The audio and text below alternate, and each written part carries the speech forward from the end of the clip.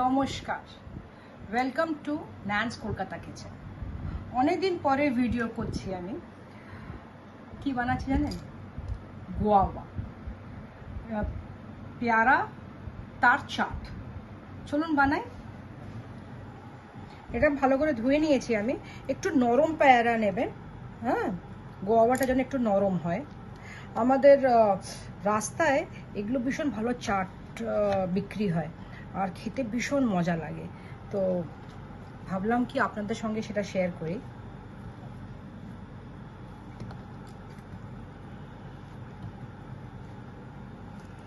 তো এইগুলো আমরা এই ছোটো ছোটো করে কেটে নিলাম।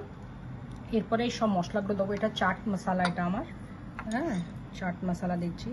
এটা একটা আচারি মশলা বানিয়েছি আমি।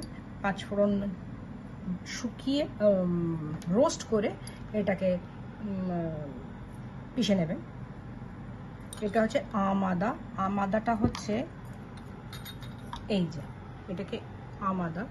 এটা একদম আদার মতন দেখতে, আর এটার মধ্যে ফ্লেভারটা আসে আমের। সো এটা দেবেন, ভালো করে, ভালো লাগবে। টক টক ঝাল ঝাল মিষ্টি মিষ্টি একটা বানাবো।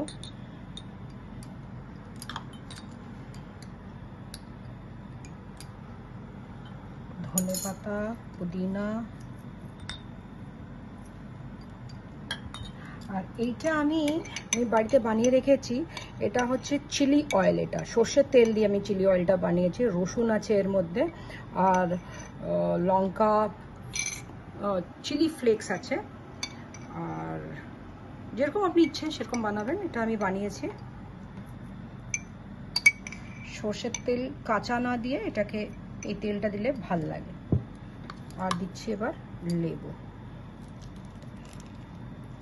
একদম যেরকম চাট বানান সেরকম বানাবেন।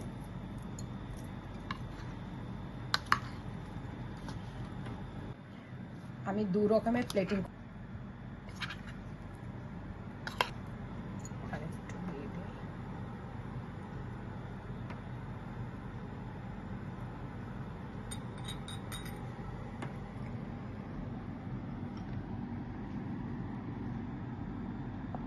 লাস্ট টেস্ট করতে হবে, নাহলে কেমন করে জানবেন কেমন বানিয়েছি।